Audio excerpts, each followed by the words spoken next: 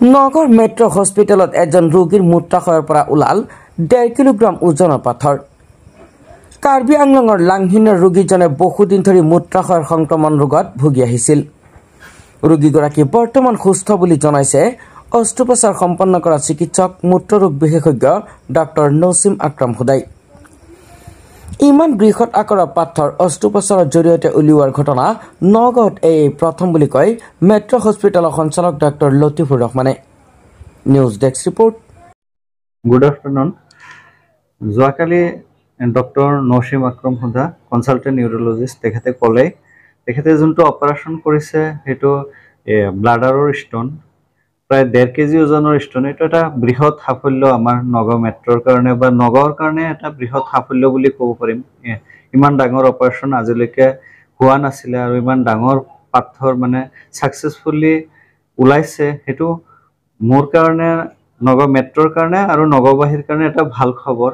আৰু তাৰ কাৰণে মই গোটেই ইউৰলজি টিমক মই এটা ধন্যবাদ জনাম, লগতে এনাষ্টেচিয়াকো মই ধন্যবাদ জনাম। আৰু নগাঁওবাসীৰ কাৰণে এটা ভাল খবৰ যে আমি সাফল্যৰে অপাৰেশ্যনটো সম্পাদন কৰিব পাৰিছোঁ। ধন্যবাদ। পেচেণ্টটো মানে পাথৰটো আছিলে, পাথৰটো বহুত দিনৰ পৰা বিষ হৈ আছিলে নেকি, ময়ো গম পোৱা নাছিল। এইটো যেতিয়া এইটো মেট্ৰ হস্পিটেলত আহি পেলাইহে মই লগত আহিছোঁ, আমাৰ এইটো কাৰ্বি আংলং লাংহিন মানিমপুৰ পৰা।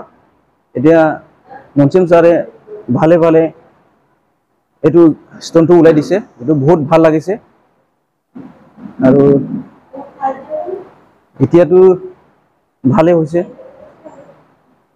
ছাৰৰ অপেক্ষাৰ কাৰণে।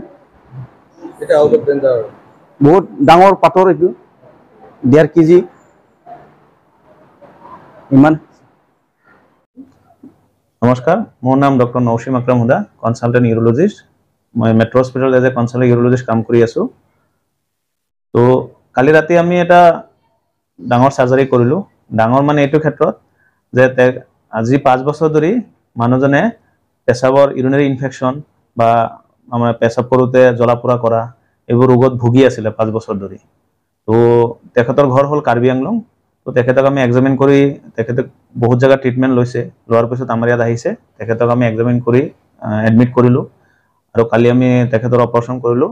তেখেতৰ মূত্ৰথলীৰ 15 চেণ্টিমিটাৰ মানে 1.5 কেজি ওজনৰ এটা ব্লাডাৰ ষ্টন হৈ আছিলে আৰু আমি ছাকচেছফুলি কালি সেই ব্লাডাৰ ষ্টনটো ওলাইছোঁ আৰু পেচেণ্ট এতিয়া সুস্থ কণ্ডিশ্যনত আছে।